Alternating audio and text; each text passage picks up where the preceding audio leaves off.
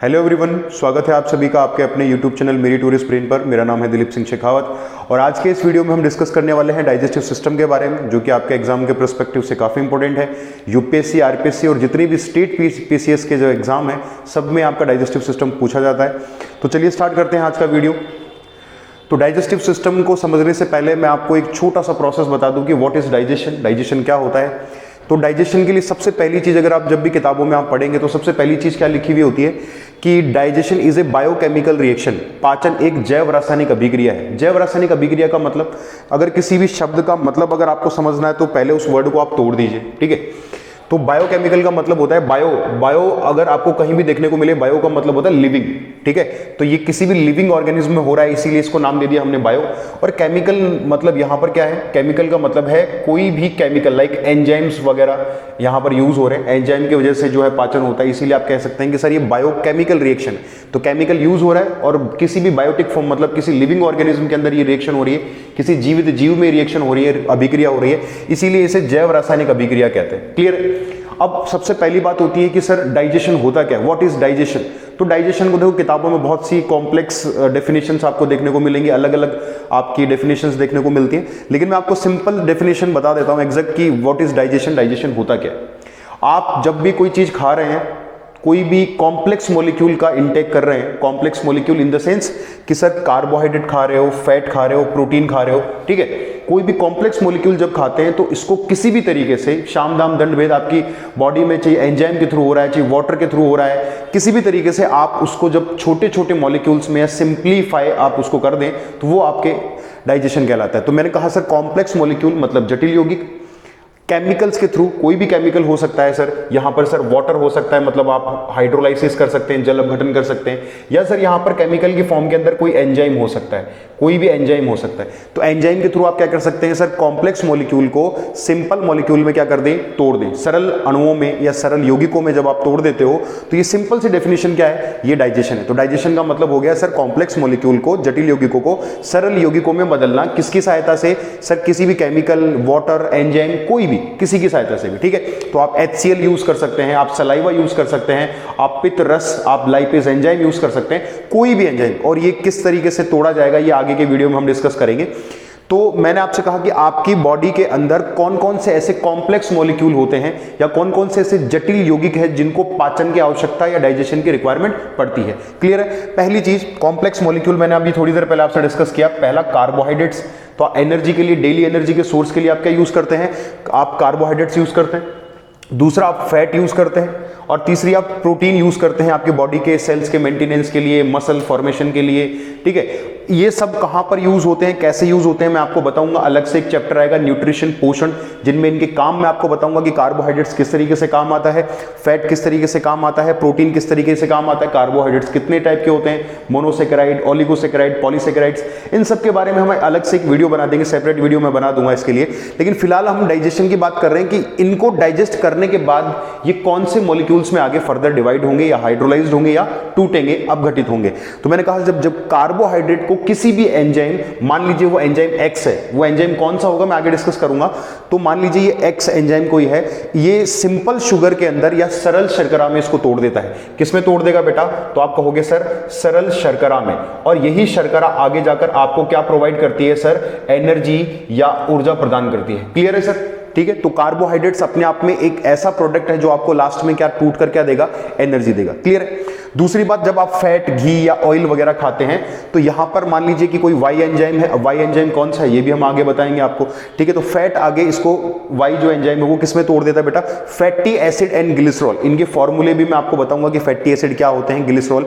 बस अभी के लिए आपको ये पता होना चाहिए कि सर फैट किसमें टूटेगा, फैटी एसिड और ग्लिसरॉल में टूटेगा, क्योंकि ये सरल यौगिक है। समझ में आ गया। तीसरी चीज होती है प्रोटीन।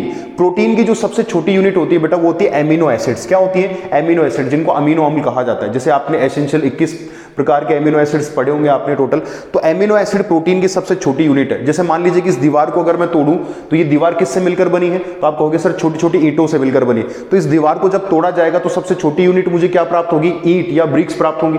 उसी तरीके से अगर मैं प्रोटीन को तोड़ता हूं तो प्रोटीन कुछ ऐसी स्ट्रक्चर है, एक ऐसी चेन है, एक ऐसी चेन है ठीक है, जब इनको तोड़ता हूं तो मुझे छोटे छोटे से यूनिट्स क्या एमिनो एसिड मिलेंगे। मतलब प्रोटीन एक कॉम्प्लेक्स मॉलिक्यूल है, जटिल यौगिक है, और इसको जब तोड़ेंगे तो इसके सरल यौगिक कौन से होंगे बेटा, एमिनो एसिड। तो ये अपने आप में एक सिंपल कंपाउंड है। तो इन तीनों का डाइजेशन पूरे डाइजेस्टिव सिस्टम में हमको पढ़ना है। बस सिर्फ ये 3 रिएक्शन को समझाने के लिए पूरा चैप्टर मुझे आपको पढ़ाना पड़ेगा, ठीक है, कि कौन कौन से अंग यहां पर काम आएंगे, कौन कौन सी ग्लैंड, कौन कौन से एंजाइम, और किस तरीके से ये टूटते हैं। क्लियर है? तो ये एक बेसिक क्लासिफिकेशन था, छोटा सा क्लासिफिकेशन था किसका, डाइजेशन के बारे में। तो चलो स्टार्ट करते हैं आज का चैप्टर डाइजेस्टिव सिस्टम।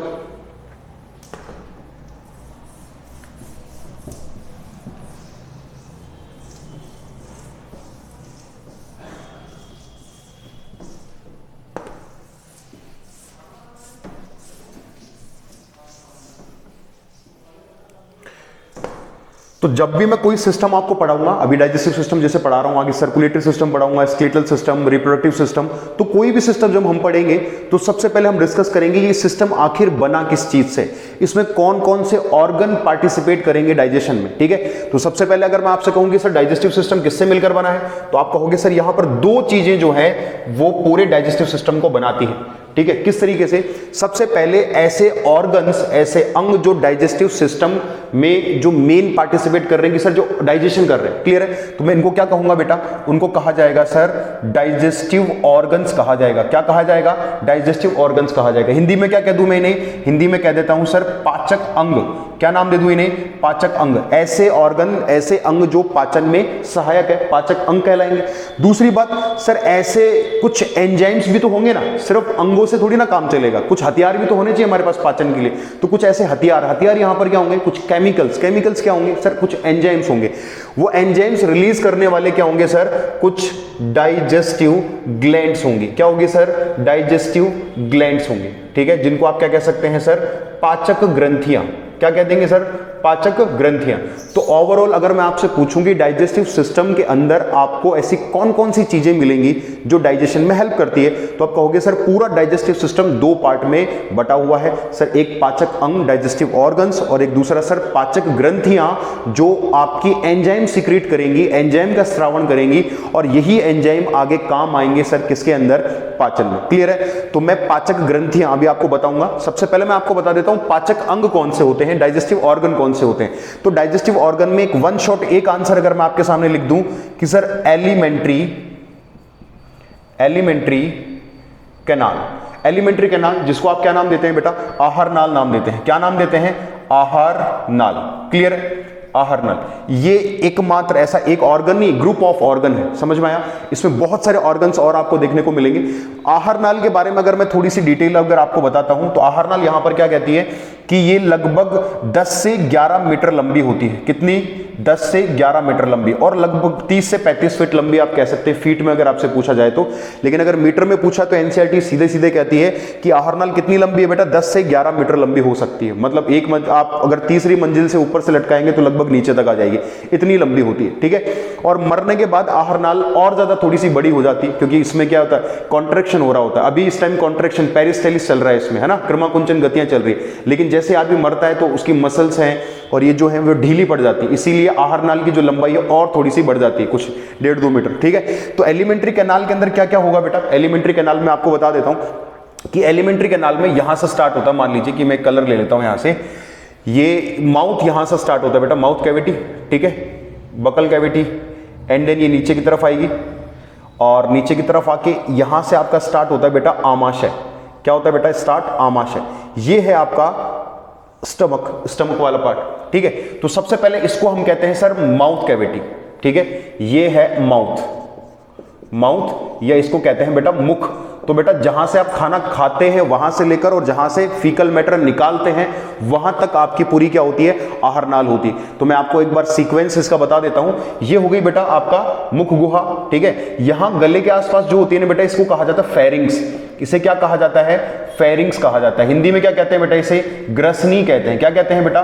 ग्रसनी कहते हैं। क्लियर है? इसके जस्ट ग्रसनी के जस्ट बाद ये छाती वाला, जैसे कभी कभी आपको बहुत ज्यादा तेल वाली चीजें खा लेते हो तो छाती में ऐसा जलन का एहसास होता है ना, जिसे आप हार्ट बर्न कहते हैं। तो ये छाती में जो ये वाली जगह है, इसको आप कहते हैं, ये ईसोफेगस कहलाती है। क्या कहलाती है बेटा? ईसोफेगस कहलाती है। ईसोफेगस। दूसरा नाम क्या होता है सर इसका? दूसरा नाम होता है सर फूड पाइप। क्या कहते हैं इसे? फूड पाइप कह देते हैं। क्लियर है? हिंदी में इसे क्या कहते हैं बेटा? हिंदी में कहते हैं सर इसे ग्रसिका। मेरे जितने भी वीडियोस होंगे मैं बाइलिंगुअल पढ़ाऊंगा, दोनों लैंग्वेज में पढ़ाऊंगा, हिंदी और इंग्लिश मीडियम वाले दोनों कंफर्टेबल होंगे कंप्लीटली। और जितने भी वीडियोस यहां पर आने वाले हैं, चाहे वो पॉलिटी के वीडियो आएंगे, ज्योग्राफी के आएंगे, हिस्ट्री के आएंगे, टोटल जितना भी यूपीएससी आरपीएससी का कोर्स डाला जाएगा, जितनी भी अगर जो भी कोर्स मैं डाल रहा हूं यहाँ पे, कंप्लीट बाइलिंगुअल पढ़ाया जाएगा। ठीक है, अभी जस्ट हमारी एक पॉलिटी की सीरीज भी स्टार्ट होने वाली है। आजकल मैं पहला वीडियो में अपलोड करने वाला हूं पॉलिटी का भी। ठीक है, तो आप प्लीज एक बार पॉलिटी का वीडियो देखना, बहुत ही शानदार टीचर है, मेरे साथ ही हैं और डॉक्टर है। ठीक है, तो आप देखना उस वीडियो को, काफी अच्छा वीडियो है। और इसको कहते हैं आगे फूड पाइप। ठीक है, ग्रसिका। इसका दूसरा नाम होता है बेटा ग्रासनाल। और क्या नाम होता है? ग्रासनाल। तो बेटा ईसोफेगस, फूड पाइप, ग्रसिका या ग्रासनाल, या फिर इसको भोजन की नली भी कह देते हैं। इसको क्या कहते हैं बेटा? भोजन की नली भी कह देते हैं। ईसोफेगस जहां खत्म होती है वहां से स्टार्ट होता है आपका स्टमक। इसको क्या कहते हैं बेटा? स्टमक कहते हैं। स्टमक या हिंदी में आप कह देते हैं सर आमाशय। क्या कह देते हैं? आमाशय। आमाशय से फिर यहां से स्टार्ट होती है बेटा आपकी छोटी आंत। ठीक है, छोटी आंत में बहुत ज्यादा लंबी नहीं बनाऊंगा बस क्योंकि जगह कम है इसीलिए। तो कुछ इस तरीके से आपकी छोटी आंत होती है। छोटी आंत यहां पर आकर खत्म हो जाती है। This is a small intestine. ठीक है बेटा, ये क्या है? स्मॉल इंटेस्टाइन है, या इसको आप कह सकते हैं सर छोटी आंत। छोटी आंत। इसके बाद मैं कलर चेंज कर रहा हूं, यहां से स्टार्ट होती है आपकी बड़ी आंत। ठीक है, बड़ी आंत कुछ इस तरीके से वापस से ऊपर की तरफ जाती है बेटा, और घूम करके आती है बेटा नीचे आती है वापस से, कुछ इस तरीके से वापस नीचे की तरफ आती है, और लास्ट में ये आता है बेटा एनस। क्लियर है? तो यहां पर आपकी एक अंगुली जैसी स्ट्रक्चर होती है जिसे आप कहते हैं अपेंडिक्स। क्या कहते हैं? अपेंडिक्स। ये बिल्कुल इस जंक्शन के ऊपर होती है। तो मैंने अभी कितने भाग बताए बेटा आपको? Alimentary canal. एलिमेंट्री कैनाल में पहला भाग क्या हो गया बेटा? सबसे पहला हो गया सर माउथ। क्या हो गया? माउथ हो गया, मुख गुहा। सर दूसरा पार्ट क्या हो गया? मुख गुहा के बाद सर फेरिंग्स हो गया। और इसी सीक्वेंस में हम पढ़ने वाले हैं सारी चीज, तो इसको आप कहते हैं सर फेरिंग्स कहते हैं। क्या कहते हैं इसे? फेरिंग्स। इसको हिंदी में कहते हैं सर ग्रसनी। क्या कहते हैं? ग्रसनी कह देते हैं। तीसरा पार्ट क्या हो गया सर? ईसोफेगस हो गया। तो मैं तीसरा पार्ट लिख रहा हूं सर ईसोफेगस कह देते हैं, जिसको ग्रास नाल कह दिया हमने, भोजन नाल, ग्रसिका कुछ भी कह देते। ईसोफेगस के बाद में आता है बेटा स्टमक। क्या आता है बेटा? स्टमक आता है। फिर उसके बाद में बेटा स्मॉल इंटेस्टाइन आएगी। स्मॉल इंटेस्टाइन मतलब छोटी आंत, और लास्ट में आती है बेटा लार्ज इंटेस्टाइन। लार्ज इंटेस्टाइन जिसको आप कहते हैं सर बड़ी आंत। क्या कहते हैं? बड़ी आंत। छोटी आंत और बड़ी आंत के आगे और जैसे तीन तीन पार्ट और होते हैं जिनके बारे में मैं आगे डिस्कस करूंगा आपसे। जैसे छोटी आंत का जो पहला पार्ट है उसको ड्यूडेनम कह देते हैं बेटा, बीच वाला पार्ट जो है वो जेजुनम कहलाता है, और लास्ट वाला पार्ट इलियम कहलाता है, जिसे हिंदी में कहते हैं गृहिणी। दूसरे जो बीच वाला पार्ट है उसे मध्यांत्र, और जो लास्ट वाला पार्ट है जिसको शेषांत्र कहा जाता है। ठीक है, इसके बारे में हम आगे डिस्कस करेंगे जब मैं डिटेल स्टडी करवाऊंगा स्मॉल इंटेस्टाइन की, तब मैं आपको बताऊंगा। तो मैंने आपसे कहा एलिमेंट्री कैनाल अपने आप में क्या है? डाइजेस्टिव ऑर्गन है। अब इन ऑर्गन्स के साथ जुड़ी हुई कुछ ग्रंथियां होती हैं जो पाचन में सहायक होती हैं। क्लियर है? मतलब कुछ ग्लैंड्स ऐसी होती हैं जो पाचन में या डाइजेशन में पार्टिसिपेट करती हैं। अब दिक्कत यह है कि सर हमारी बॉडी में बहुत सारी ग्लैंड्स हैं, कुछ हार्मोन रिलीज करती हैं, कुछ एंजाइम रिलीज करती हैं, कोई मिल्क सीक्रेट करती हैं, कोई पसीना, कोई वैक्स, कोई ऑयल, है ना, बहुत सारी ऐसी आपको देखने को मिल जाएंगी। सीधी सी बात यह है कि ऐसी वाली ग्लैंड्स हमको पढ़नी है जो सिर्फ पाचन में सहायता करती हैं, मतलब डाइजेशन में हेल्प करती हैं। क्लियर है? तो डाइजेशन में हेल्प करने वाली सबसे पहले देखो माउथ स्टार्ट करते हैं। माउथ, इसी के पैरेलल चलेंगे हम। मैंने कहा माउथ के अंदर ऐसी कोई ग्लैंड आपको नजर आती, कॉमन सेंस अप्लाई कीजिए, माउथ के अंदर ऐसी कोई ग्लैंड है जो पाचन में हेल्प करती होगी? तो आप कहेंगे बिल्कुल है सर। माउथ के अंदर पहली ग्लैंड होती है जिसे आप क्या कहते हैं सर? सलाइवरी ग्लैंड कहते हैं। क्या कहते हैं सर? सलाइवरी ग्लैंड कहते हैं। और सलाइवरी ग्लैंड हिंदी में इसको क्या कह देते हैं बेटा? लार ग्रंथि कह देते हैं। क्या कह देते हैं सर इसे? लार ग्रंथि। बोलो पहली चीज क्लियर है? दूसरी चीज, गले में आओ। गले में ऐसी कोई ग्लैंड है जो डाइजेशन में हेल्प करती है? तो आप कहोगे सर गले में ग्लैंड तो है लेकिन वो डाइजेशन में हेल्प नहीं करती। गले में होती है थायराइड। थायराइड पाचन में इसका कोई भी आपका कंट्रीब्यूशन नहीं होता, योगदान नहीं होता। गले से नीचे उतरो, छाती में कोई ग्लैंड है? छाती में भी ग्लैंड है, थाइमस, लेकिन वो भी अपना पाचन में कोई हेल्प नहीं करती। फिर आमाशय, आमाशय के आसपास, तो आप कहोगे सर बिल्कुल आमाशय के अंदर कुछ ग्रंथियां होती हैं जिन्हें आप क्या कहते हैं बेटा? गैस्ट्रिक ग्लैंड कहते हैं। क्या कह देते हैं बेटा? गैस्ट्रिक ग्लैंड कह देते हैं, जिन्हें आप हिंदी में जठर ग्रंथियों के नाम से जानते हैं। जठर ग्रंथियां। तो जठर ग्रंथियां कहां पर पाई जाती है बेटा? आमाशय या स्टमक में पाई जाती है। क्लियर है? तीसरी टाइप की ग्लैंड जस्ट आपके आमाशय के जस्ट पास में ही होती है, जिसका नाम आपने बहुत बेहतरीन तरीके से नाम सुना होगा, जिसका नाम है बेटा लीवर। लीवर, ठीक है। इसको हिंदी में आप क्या कह देते हो बेटा, यकृत कह देते हैं, ठीक है, यकृत। और दूसरा नाम क्या है बेटा, इसका नाम है जिगर, और तीसरा नाम क्या है बेटा, कलेजा। क्लियर है, तो जिगर, कलेजा, यकृत, ये सब इसी के नाम है, लीवर के नाम है। क्लियर है बेटा, ठीक है। लीवर के बाद और कोई ग्लैंड है सर, बिल्कुल, लीवर के बाद एक ग्लैंड और आती है, आपने नाम सुना होगा पैनक्रियाज का, पैनक्रियाज, ठीक है, पैनक्रियाज, या इसे हिंदी में कह देते हैं बेटा अग्नाशय। क्या कह देते हैं, अग्नाशय। और एक लास्ट ग्लैंड और पढ़नी है आपको, जो आती है आपके कहां पर, स्मॉल इंटेस्टाइन में, छोटी आंत में, जिसे आप कहते हैं इंटेस्टाइनल ग्लैंड। तो पांचवी ग्लैंड कौन सी है बेटा, इंटेस्टाइनल ग्लैंड, इंटेस्टाइनल ग्लैंड, जिसको आप हिंदी में आंत्रीय ग्रंथि कह देते हैं। क्या कह देते हैं बेटा, आंत्रीय ग्रंथि कह देते हैं, ठीक है। तो ये सारा, तो ये जो पूरे के पूरे कंपोनेंट हैं, इनसे मिलकर बना है आपका डाइजेस्टिव सिस्टम। एक बार और मैं आपके सामने रिवाइज करा देता हूं। मैंने कहा पूरा डाइजेस्टिव सिस्टम दो पार्ट में डिवाइड किया मैंने, एक तो पाचक अंग, डाइजेस्टिव ऑर्गन्स, और दूसरा मैंने कहा पाचक ग्रंथियां, डाइजेस्टिव ग्लैंड्स, ठीक है। डाइजेस्टिव ग्लैंड से निकलेंगे हथियार, समझ में आया। जैसे कोई भी मकान मुझे तोड़ना है तो मुझे दो चीजों की रिक्वायरमेंट पड़ेगी, एक तो मजदूर, और दूसरा तोड़ने के लिए छेनी, हथौड़े, फावड़ा, ये सब कुछ है, ठीक है। तो छेनी, हथौड़े, फावड़ा हथियार है अपने आप में, हथियार हमको इधर से मिलेंगे, समझ में आया। और जो तोड़ने वाले मजदूर है, काम करने वाले, वो कौन है बेटा, डाइजेस्टिव ऑर्गन से, समझ में आया। तो मैंने आपसे कहा कि सर यहां पर डाइजेस्टिव ऑर्गन में कौन सा है सर, एलिमेंट्री कैनाल, आहार नाल। आहार नाल कितनी लंबी, 10 से 11 मीटर लंबी। मैंने कहा सबसे पहले स्टार्ट कहां से होती है, माउथ से। माउथ के बाद में गला, गले में फेरिंग्स, फेरिंग्स मतलब ग्रसनी, फिर ग्रसिका, ईसोफेगस, फिर स्टमक, आपका आमाशय, आमाशय के बाद छोटी आंत, एंड देन बड़ी आंत, और लास्ट में जहां से फीकल मैटर पास कर दिया जाता है, जिसे एनस या गुदा कहा जाता है, एनस या गुदा।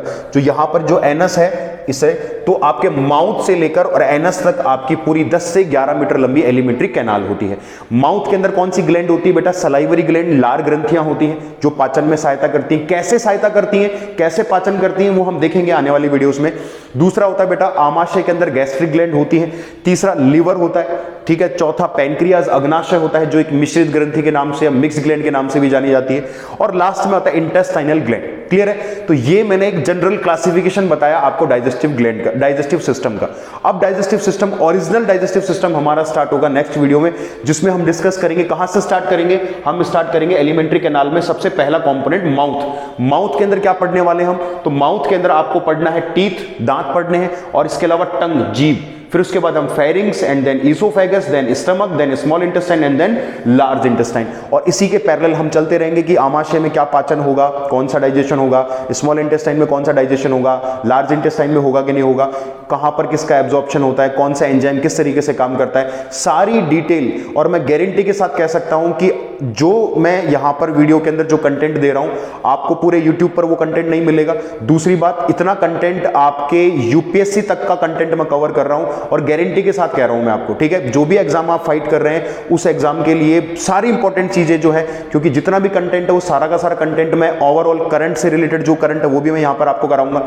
और बाकी का एक इंफॉर्मेशन और देना चाहूंगा कि पॉलिटी की हमारी सीरीज आ रही है, इसके अलावा ज्योग्राफी और साइंस एंड टेक के भी कंप्लीट वीडियोस आने वाले हैं, तो प्लीज आप वो भी देखना ना भूलें। और आज का वीडियो कैसा लगा कमेंट सेक्शन में बताना ना भूलें। अगर वीडियो अच्छा लगा है तो प्लीज वीडियो को लाइक कर दो, चैनल को सब्सक्राइब कर दो, और वीडियो को ज्यादा से ज्यादा शेयर कर दो। Thank you so much.